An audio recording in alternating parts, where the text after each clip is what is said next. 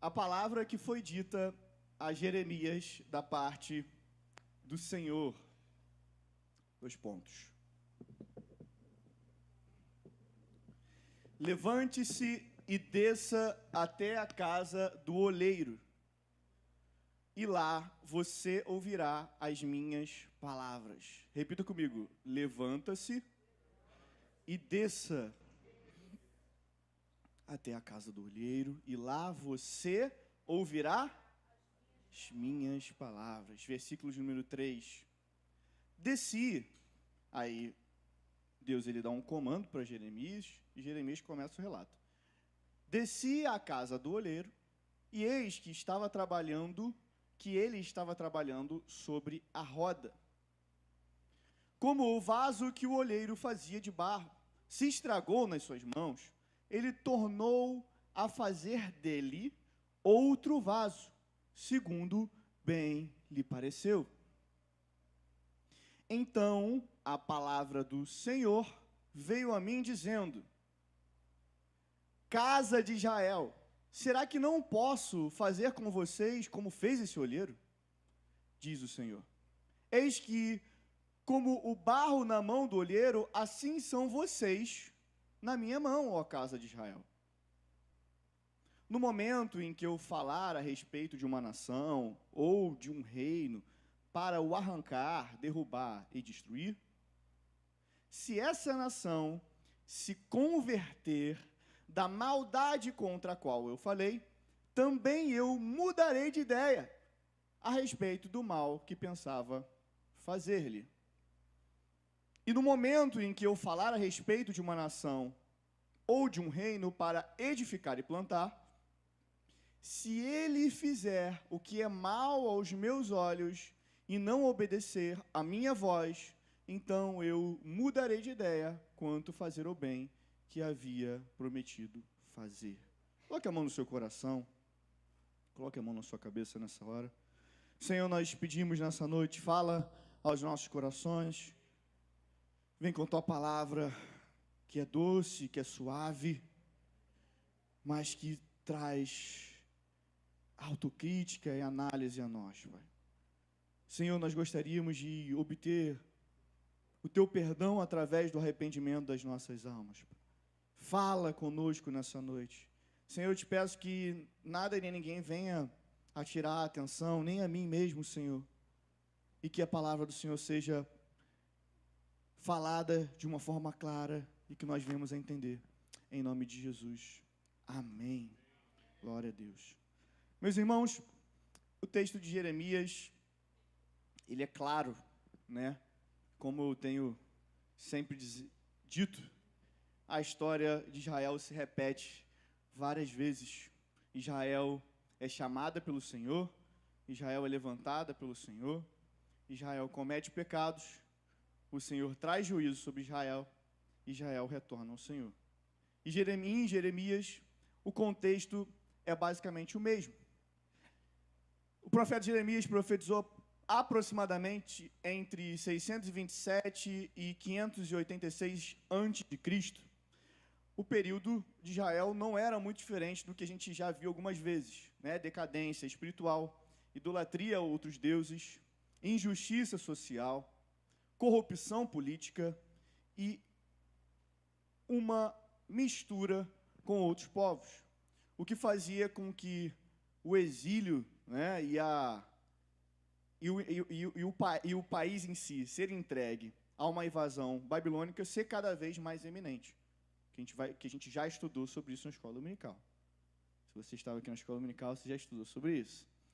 Porém, meus irmãos, Israel, acreditando, Talita, que por ser o povo chamado pelo nome do Senhor, por ser um povo que foi chamado pelo Senhor, e possuir em sua terra o templo do nosso Senhor, eles achavam, dona Ginalda, não muito diferente de hoje em dia, né?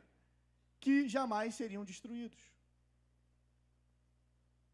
O povo pensava que, se eram escolhidos, Deus jamais permitiria a sua queda. O povo imaginava que, por ser um povo escolhido por Deus, era totalmente imune a qualquer tipo de problema. Diga para o seu irmão que está do seu lado, ser... Não, pode falar, não é pecado, pastor Ulisses. Diga para o seu irmão que está do seu lado, ser... Pode falar, Mara, não é pecado, estou te falando, não vai precisar pagar penitência depois. Ser... Não preste atenção no outro, não, fala aí. Ser... Povo de Deus. Fala para mim não, Márcia, fala para a Natália. Ser povo de Deus não te isenta de problemas.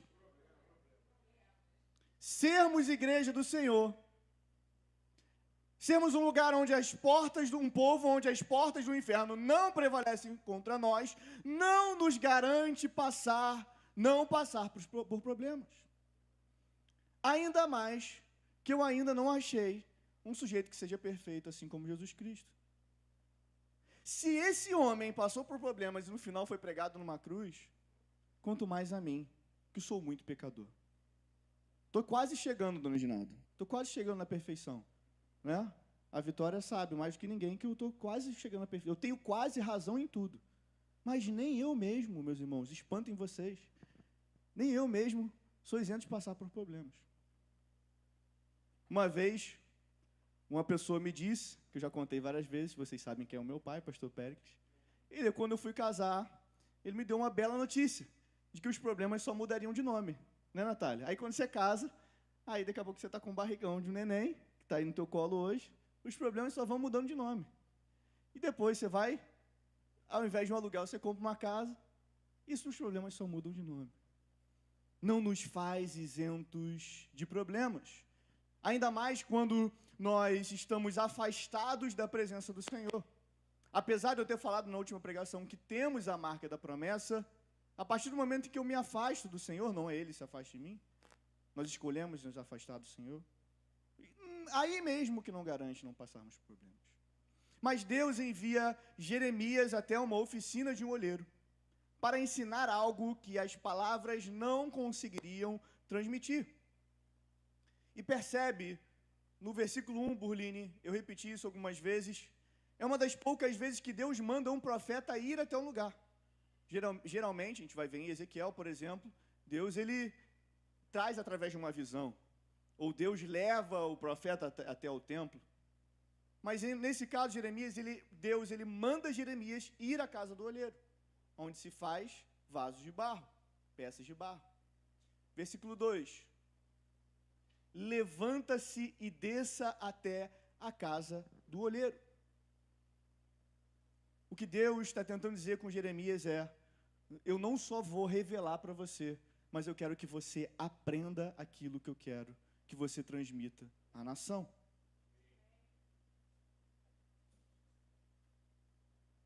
Meus irmãos, todos nós gostamos de ouvir histórias de transformação.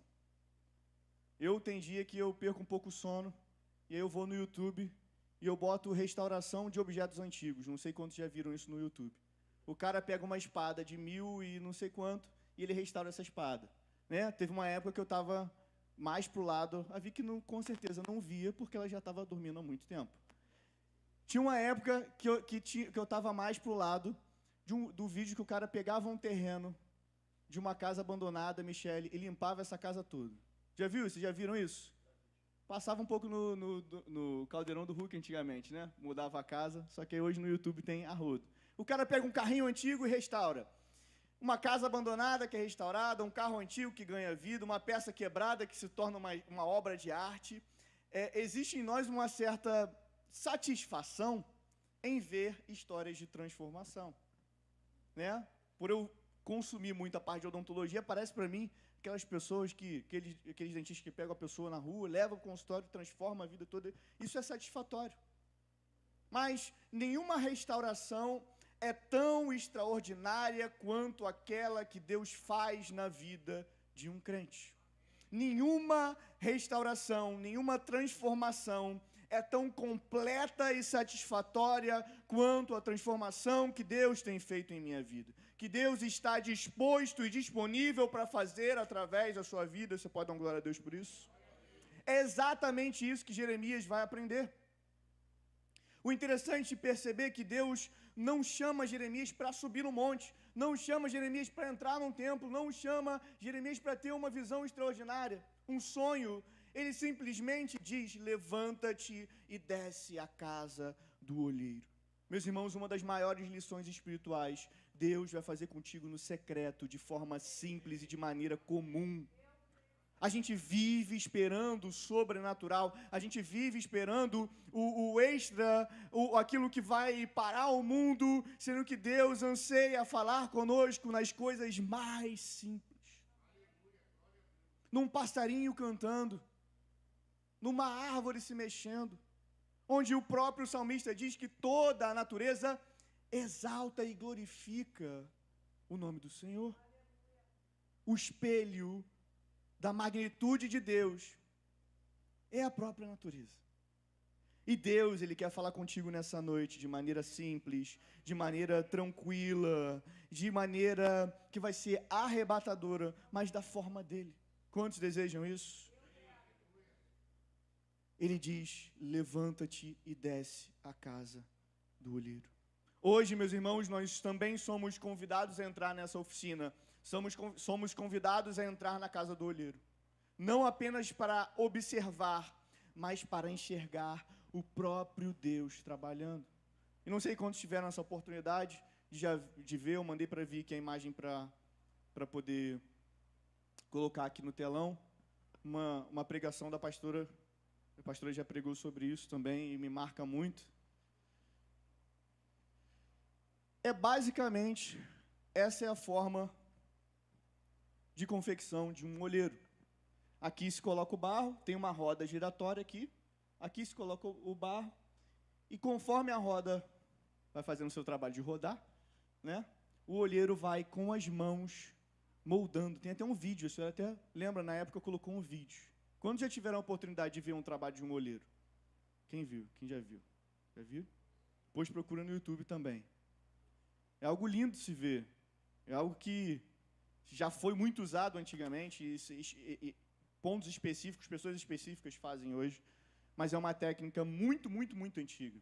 E era mais ou menos essa visão que Jeremias estava tendo. Eu mandei outra aí, né, para ter uma outra noção, e aí seria uma oficina, né, do olheiro, com alguns vasos aí prontos, e ali tem toda uma estrutura, um maquinário, uma engenharia para fazer essa roda rodar. O barro ficava ali no centro. A primeira questão que é importante trazermos nessa noite é que o olheiro escolhe o barro. Diga para o seu irmão que está nessa noite do seu lado: o olheiro, Lene, escolhe o barro. Antes de existir o vaso, Márcia, existe o barro. Para existir o vaso pronto, tem que existir o barro. O barro não produz beleza nenhuma. Que beleza tem o barro? Que valor tem o barro? Né? Tem muita gente que tem até horror de barro, né? Barro que fica, não o barro preparado, né? O barro não produz nenhum tipo de beleza, o barro não possui nenhum tipo de forma, não possui nenhum tipo de utilidade em si só, apenas, diga comigo, potencial. Diga potencial. Diga comigo potencial. Potencial. Você é um potencial nas mãos de Deus. Nós somos barro nas mãos do olheiro. Amém? É interessante lembrar que desde o princípio, Deus escolheu trabalhar com barro. Gênesis 2:7, nós vamos ler que Deus formou o homem do pó da terra. Deus nos formou, Deus nos moldou. Então o Senhor formou o homem do pó da terra e Ele soprou nas narinas o fôlego de vida. Você pode dar glória a Deus por isso? E o homem se tornou um ser vivente. A nossa origem, Reginaldo, já revela a nossa dependência de Deus. Nós somos frágeis. Desculpa. Nós somos limitados. Nós somos incapazes de produzir vida em nós mesmos, porque nós dependemos do olheiro. O barro nunca decide o que será. Quem decide o que o barro será é o olheiro. Nós somos limitados, somos frágeis, somos fracos sem a presença do Senhor, porque é a presença do Senhor que nos faz ser tudo. Ele é o tudo em nós. se há algum valor em nós, o apóstolo Paulo vai dizer, é Cristo. Se há algo em nós de bom, é Cristo. Nós precisamos buscar a natureza de Cristo em nós. Você pode dar uma glória a Deus por isso? E aí precisa acontecer desastres para a gente entender como a gente é pobre, né? E fraco. Aí aconteceu um negócio na Venezuela e todo mundo fala, nossa, como somos frágeis. Porque somos carentes da dependência de Deus. Somos carentes da presença de Deus. Somos carentes da mão de Deus. E devemos orar por essas famílias. E devemos orar por esse povo. Porque nós não somos nada sem o eterno Deus. Deus nunca escolheu pessoas prontas. Deus sempre escolheu pessoas disponíveis. Quantos estão disponíveis nessa noite? Levante a sua mão se você está disponível nessa noite. Abraão era velho. Moisés era inseguro. Davi era o menor da sua casa. Até os pais esqueceram que ele poderia ser um potencial escolha de Samuel. Pedro era impulsivo. Fazia as coisas de qualquer jeito. Paulo perseguia a igreja. Todos começaram como barro. Todos começaram como disponíveis a serem cheios e moldados pela presença de Deus. E eu te pergunto mais uma vez nessa noite, você deseja ser moldado pela presença de Deus? Deus te separou como filho e filha para ser moldado, lapidado em suas mãos. Por isso nós precisamos estar disponíveis.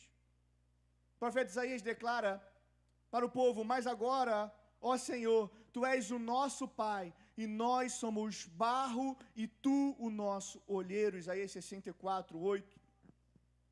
Nós somos barro. O Senhor é o nosso olheiro, é Ele quem faz, é Ele quem deixa de fazer. Nós precisamos estar sempre nas mãos do olheiro. Às vezes a gente quer caminhar sozinho, às vezes a gente quer fazer as coisas do nosso jeito. Às vezes a gente coloca a mão numa coisa que Deus não pediu para a gente colocar a mão. Às vezes a gente quer fazer, e eu repito isso mais uma vez em mais uma pregação, às vezes a gente está fazendo um monte de coisa que Deus não mandou a gente fazer. E a gente se frustra, pastor Ulisses. E a gente fica cansado. E eu exponho para a igreja uma coisa que eu falei para os pastores no domingo passado. Eu estou cansado de ficar cansado. Eu estou cansado de fazer coisas que Deus não mandou. Eu desejo viver uma vida onde Deus comanda. E aquilo que o caminho que o Senhor tem para mim, que é bom, perfeito e agradável, eu desejo colocar os meus pés e seguir esse caminho. Foi feita uma pergunta nessa manhã. Talvez você tenha uma noção do que você pode deixar para os seus filhos. Uma casa, uma herança, um relógio caro. Mas o principal, e o pastor Ulisses foi muito perfeito quando ele perguntou, qual herança espiritual nós vamos deixar para os nossos filhos? Não deixe o tempo passar sem antes você se tornar disponível às mãos de Deus.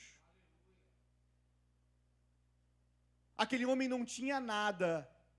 Ele não conseguia ver, ele era entregue como marginalizado, e ele diz algo, Jesus, filho de Davi, tem compaixão de mim.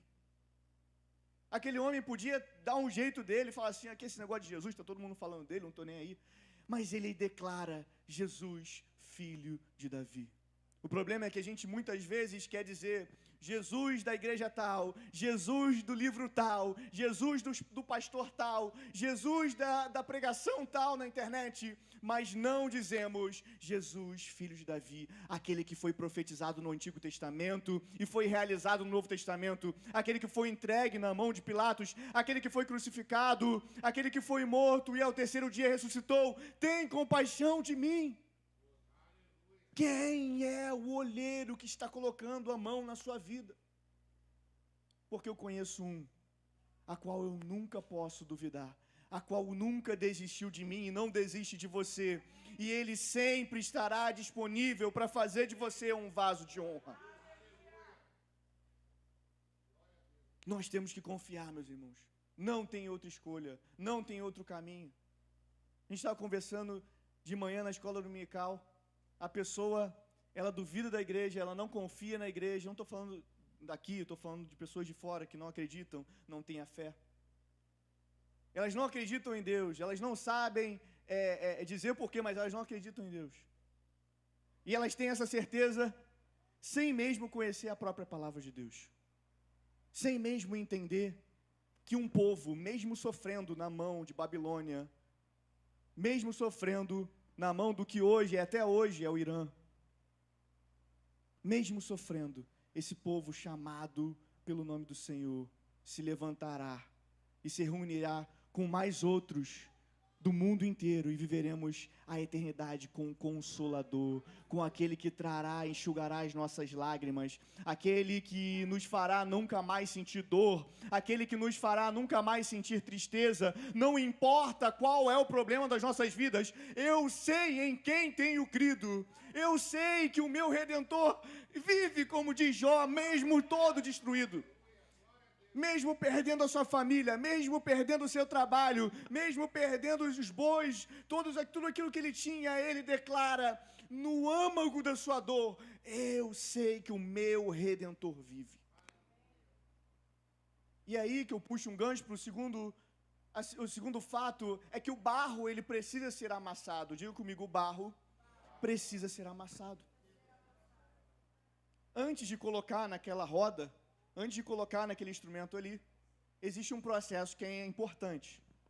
Às vezes é invisível, a gente não sabe. O olheiro, ele precisa pegar o barro e amassar o barro. Para que ele precisa, Reginaldo? Ele precisa tirar as bolhas de ar. Ele precisa tirar as pedras que estão no barro.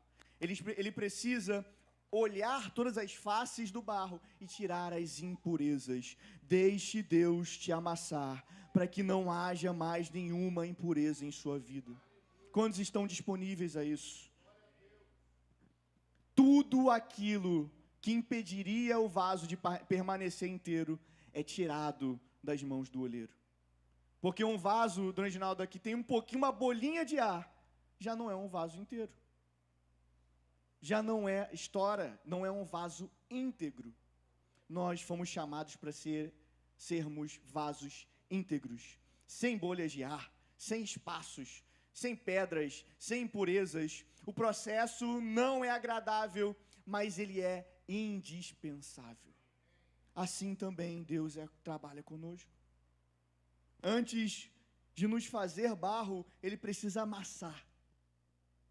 Ele nos precisa passar no deserto, assim como o próprio Filho de Deus passou. Ele precisa, Raquel, moldar o nosso caráter. Repita comigo, antes da exaltação, vem a humilhação. Antes da promessa, vem o deserto. Gente, parece que a gente esquece. Um cara que foi vendido pelos seus irmãos, seus próprios irmãos. Hoje Tiago já me dá um beliscão, já fico chateado. Imagina eu ser vendido como escravo. Né? Eu tive uma noção maior de irmão, de família com a família da Vicky. São mais 4, 5. Um fala uma coisa, outro fala outra. Daqui a pouco, pastor, tá um negócio, ontem foi assim. A gente estava junto no aniversário dela, é um tiro daqui, Reginaldo, outro tiro dali. Aí eu falo, não tô acompanhando isso não. Esses italianos aí falando, eu não estou acompanhando não. Daqui a pouco está todo mundo se abraçando, todo mundo rindo. Imagina você ser vendido pelos seus próprios irmãos. Esse homem, depois ele vai para o Egito, ele está numa posição ok, e depois ele vai para a prisão. José passou pela prisão antes de virar governador do Egito, antes de ser exaltado, ele precisou ser amassado, ele precisou ser provado, ele precisou passar por uma prova para mostrar a sua fidelidade com Deus. Diga para o seu irmão que está do seu lado, aproveite. Meu Deus, não é pecado, por favor, mais uma vez, gente. Aproveite as provas que Deus tem colocado. Pastor Rodrigo falou no domingo passado, a tempestade que vem para sacudir o barco, Ana, não é para nos derrubar, é para mostrar que existe um cara que você vai olhar e vai falar assim, é um fantasma, mas esse cara é Jesus Cristo, para mostrar, Gilson, quando tudo está errado, quando tudo está indo mal, quando o mês está horrível, você vê a luz no fim do túnel, e essa luz é o próprio Deus. O próprio Deus escolheu habitar em nosso meio. O próprio Deus escolheu habitar em nosso arraial e nos fazer povo. geração exclusiva, raça eleita, nós somos povo de Deus. Você pode dar glória a Deus por isso? Davi, antes de virar rei, precisou entrar numa caverna, fugir do atual rei Saul. Esse cara foi para a caverna, assim como Elias foi para a caverna. Moisés passou 40 anos no deserto. Jesus passou pelo deserto e foi tentado por esse espírito maligno. As mãos que amassam são as mesmas mãos que nos moldam e formam o nosso caráter. Homens de honra, mulheres de honra, vasos de honra. Deus está levantando na igreja Casa e Vida uma igreja moldada pelo caráter do Senhor. Não é uma igreja moldada por situações. Se é ano eleitoral, a gente enxerga algumas pessoas aqui na frente. Se não é, a gente fala outra coisa. Se está feliz, a gente fala uma coisa. Se está triste, é outra. Não é esse caráter que Deus quer imprimir em nós. É um caráter de fé, independente das ondas, independente das tempestades, independente se passarmos pelo fogo, independente de estarmos nas covas dos leões. Deus está conosco, Ele é o nosso Senhor. Deus nunca quebra alguém para destruir. Deus quebra para reconstruir. Quantos querem ser reconstruídos nessa manhã? Aquilo que vem de Deus não vem para te destruir, vem para te capacitar. E aí, depois de tirar as bolhas, as impurezas, o barro é colocado no centro da roda. Se puder botar de novo essa imagem, esse círculo que fica rodando, rodando, rodando, rodando para poder ser moldado ali, o barro. Jeremias observa o vaso sendo formado. A roda gira continuamente. Não sei se depois vocês veem o vídeo em casa. O barro sobe, desce, gira. A primeira vez que eu vi isso, eu falei assim, não é possível. Não é possível que vai sair um vaso dali. E aí, eu achei que, dona Ginalda, a primeira vez que eu vi, eu falei assim, pô, o cara vai fazer um vaso, ok, um vaso. Tem uns vasos que são várias, vamos botar assim, são várias barrigas o vaso, né? Aí o cara tem que botar a mão por baixo. Aí ele pega uma espátula. Vocês já viram? Quantos viram? Uma coisa linda, gente. Uma coisa linda. Parece que o barro não vai sair do lugar. Parece que aquele negócio não vai dar em nada. Por muitas vezes a gente para e pensa, a minha vida só está girando. Está girando. Está girando e eu não saio do mesmo lugar. Eu não vou a lugar nenhum. Eu não sou capaz. Eu não posso. Eu não consigo. E Deus está lá com as mãos trabalhando em nós. Olha que obra linda vai nascer daqui. Ele olha para você e não vê um povo qualquer. E não vê uma pessoa qualquer. Um cidadão qualquer. Um único voto. Ele vê um filho e uma filha amada. E aqui existe um detalhe importante. Se o barro não estiver exatamente, pastor Ulisses, no meio, dá tudo errado. Se o barro estiver deslocado um pouquinho para a esquerda, um pouquinho para a direita, um pouquinho para frente, um pouquinho para trás, Raquel, dá tudo errado. O que Deus quer falar através dessa palavra é que se nós não estivermos centralizados com a sua presença, jamais produzirá, um vaso equilibrado. A pergunta, mais uma vez, que eu deixo para você é: quem tem sido o teu olheiro? Quem tem colocado a mão na sua vida? Quem tem colocado a mão na sua família? Quem tem falado ao ouvido dos seus filhos? Quem tem falado ao ouvido da sua esposa, do seu marido? Deixa Deus colocar a mão na sua vida. Deixa Ele fazer. Deixa Ele executar a boa obra. Você pode dar uma glória a Deus? Quantas vezes a minha vida fica desajustada porque Cristo deixou de ocupar o centro da roda? Quando Jesus deixa de ser o centro, tudo perde o equilíbrio. Quando Jesus deixa de ser o centro no meu ministério, perde seu equilíbrio. Quando Jesus deixa de ser o centro na minha família, no meu casamento, no meu trabalho, tudo perde o equilíbrio. Em Colossenses 1,18, Paulo vai dizer, Ele é a cabeça do corpo, que é a igreja. É o princípio e o primogênito dentre os mortos, para ter a primazia de todas as coisas. Vira para essa pessoa que está do seu lado e fala, Jesus é o primeiro e único.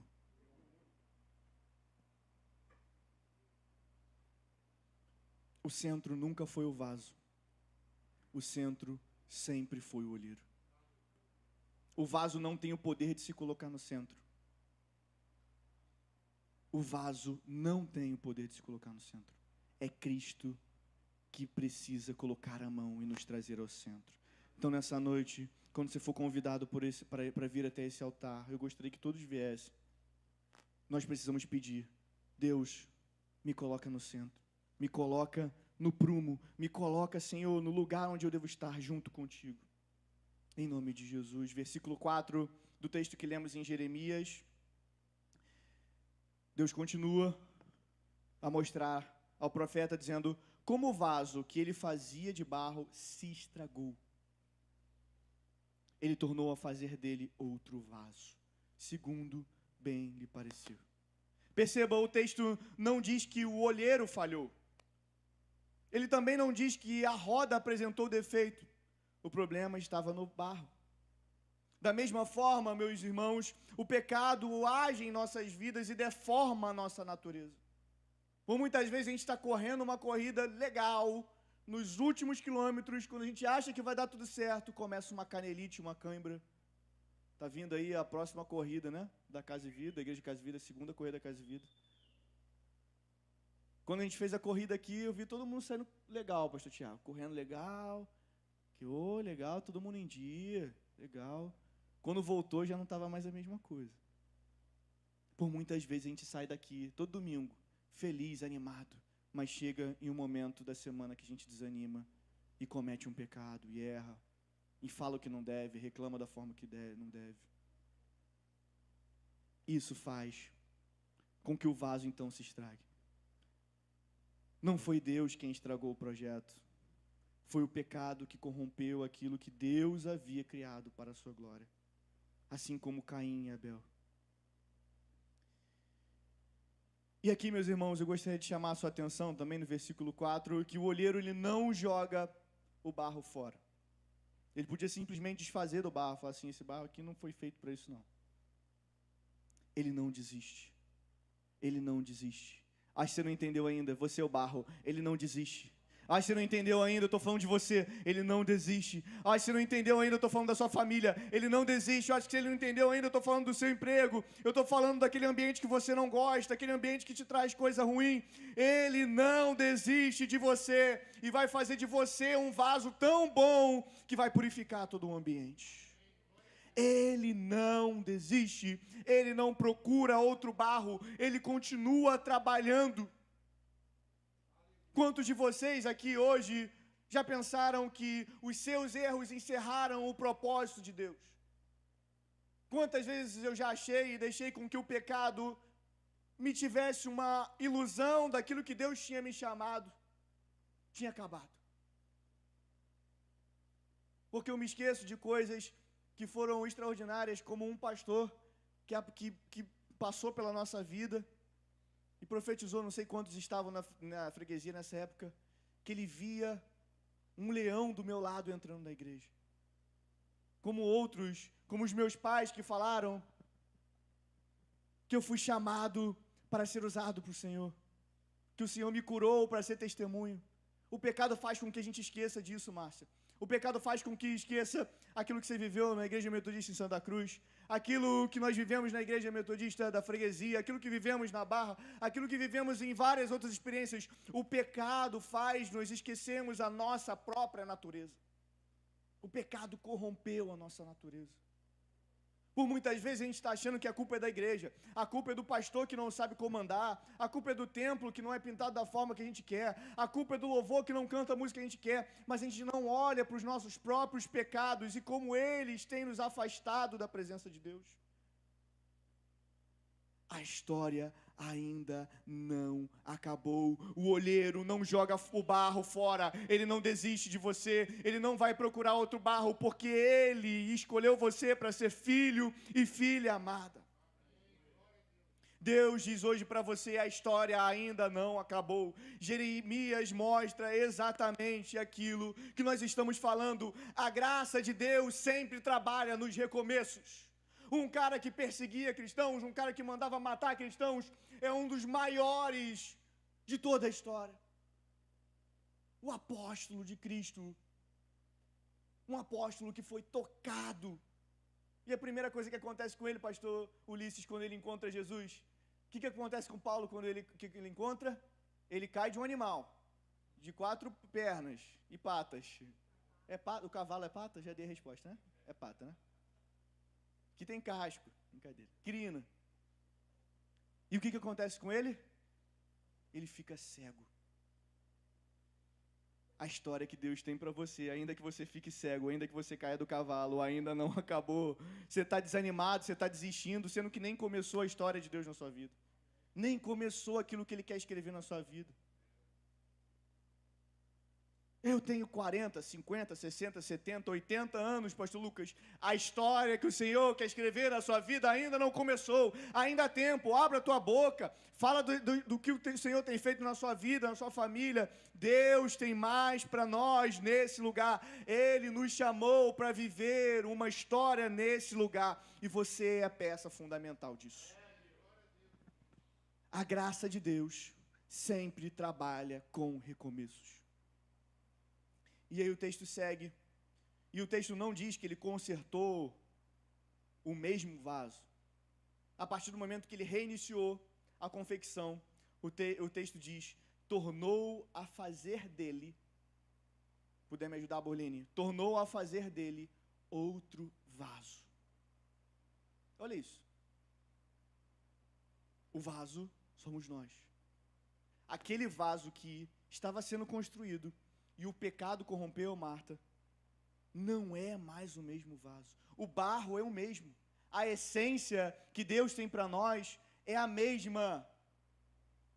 Mas Deus quer construir outro barro. A igreja é a mesma, Lene. O pastor é o mesmo.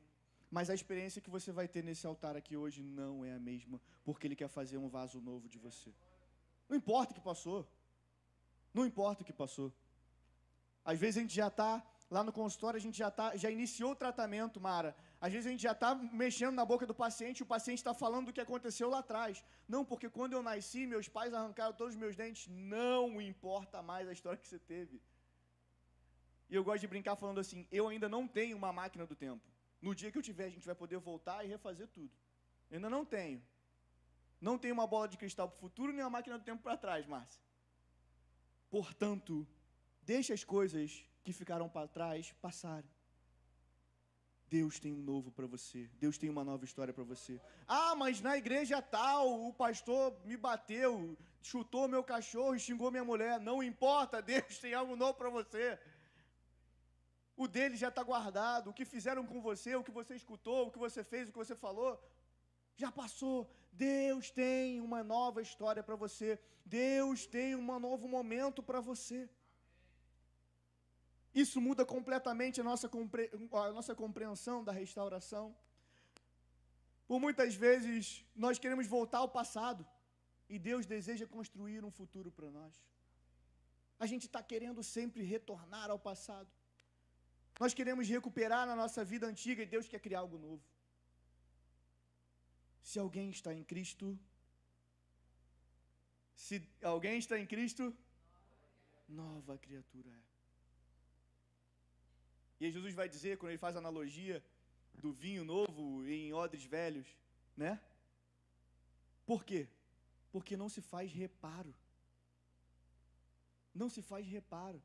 Se existe uma coisa que eu aprendi, dona Edinaldo, no meu trabalho não dá para fazer reparo. Não dá para tapar buraco. Porque você está querendo ajudar o paciente, você acaba atrapalhando. A mesma forma é com o Evangelho. Não existe reparo em nossas vidas. Ele quer nos quebrar e fazer de novo outro vaso. Ele quer te quebrar nessa noite, fazer de novo. Vai doer? Thales, vai doer. Vai ser chato? Você vai fazer aquilo que você não quer fazer? Óbvio. Evangelho, diga comigo, é renúncia. Diga comigo, Evangelho é renúncia. Fica animado que eu já estou acabando. Calma, calma. No Evangelho não existe reparo, é nova criação. Eu estou acabando. E uma das conclusões que nós vamos chegar no versículo 6 do texto que estamos lendo de Jeremias é que o barro, ele tem direito, o olheiro tem direito sobre o barro. E é nesse momento que Deus aplica a lição. Casa de Israel, será que não posso fazer com vocês como fez esse olheiro? Diz o Senhor. Eis que, como barro na mão do olheiro, assim são vocês na minha mão, ó casa de Israel. Eu gosto de dizer, nós somos uma geração que valoriza independência. Todo mundo quer ser independente. Todo mundo quer ter autonomia. Todo mundo quer andar pelas próprias pernas. Só conheci uma pessoa que eu fiz essa analogia na célula, essa pessoa falou, não quero. Quero viver na casa dos meus pais para sempre. Você acredita nisso, pastor Pérez? Só essa pessoa que quebrou a minha célula inteira, destruiu a minha célula. Quem estava na célula lembra. Só essa pessoa. O resto, todo mundo quer ser independente. Todo mundo quer ter a sua própria casa, a sua autonomia, depender de si mesmo. Nós somos uma geração assim. Nós queremos viver por nós mesmos. Mas a Bíblia nos lembra que pertencemos a um Criador, Marcelo. E o apóstolo Paulo vai desenvolver isso no capítulo 9 de Romanos, versículo 20. Me ajuda aí, Burline. Romanos 9, 20 vai dizer, mas quem é você, caro amigo, para discutir com Deus? Será que o objeto pode perguntar a quem o fez? Por que você me fez assim? Não tem o olheiro o direito sobre a massa, sobre o barro, para do mesmo barro fazer um vaso para a honra e um outro para a desonra? Que diremos se Deus, querendo mostrar a sua ira e dar a conhecer o seu poder, suportou com muita paciência os vasos de ira preparados para a destruição, a fim de que também desse a conhecer as riquezas da sua glória nos vasos de misericórdia, que de antemão preparou para a sua glória? Estes vasos somos nós, a quem também chamou, não só dentre os judeus, mas também entre os gentios. Quem é o barro para discutir com o olheiro? Quem somos nós para discutir a forma que Deus tem salvado as pessoas lá fora? Quem somos nós para dizer, esse merece e esse não merece? Quem somos nós para limitar aquilo que Deus não limitou em nossa vida? Quem somos nós para dizer, Deus, eu não posso vencer esse pecado, eu não posso fazer isso, eu não posso realizar aquilo, porque quem somos nós se Ele é o olheiro que pode fazer tudo? Todas as coisas são possíveis para Deus, ou seja, aquilo que está no Evangelho de Lucas, nada é impossível ao que crê. Aí você não entendeu. Aquilo que eu acho que é impossível de acontecer, vai acontecer com o poder de Deus. Aquilo que eu acho que eu não posso vencer, eu posso vencer com o poder de Deus. Aquele pai que eu imagino que eu nunca vou poder ser para minha filha, Deus é capaz de me trazer a verdade sobre a minha vida e que eu possa ser um pai mais próximo daquilo que Ele quer para a minha vida. Eu não sei o que essas pessoas passam, Marcelo. Não sei se você passou por isso também. Estou começando a ficar desanimado de ser pai, né? As pessoas só trazem desânimo, né? São os profetas da desesperança, pastor Rodrigo. Não vê esse negócio aí de ter bebê, cara. Isso aí dá muito trabalho. Ó, tu não vai dormir, hein? Ó, vai dar trabalho. Ó, até os 18 anos, tu vai ficar careca, hein? Você começa a ficar desesperado. Por isso que a gente tem uma geração que não quer ter filho. Porque a gente só fala coisa ruim. A gente só dá ideia ruim. Ó, já está preparado para ficar as noites em claro? Lógico que eu estou preparado. Eu esperei isso a minha vida inteira. Criar e formar. Eu falei para a Vitória, eu estou muito ansioso. Ela falou o quê? Para quê? Para saber quando que vai nascer? Para quê? Eu falei, não, eu estou ansioso para ver ela pulando e dançando lá naquele altar. Eu estou ansioso para ver ela cantando os louvores com a gente. Eu estou ansioso para a gente poder imprimir o caráter que Deus quer para essa criança. Eu estou lá desesperado, como é que você? Eu não estou nem aí. Já fiquei acordado para coisas muito piores.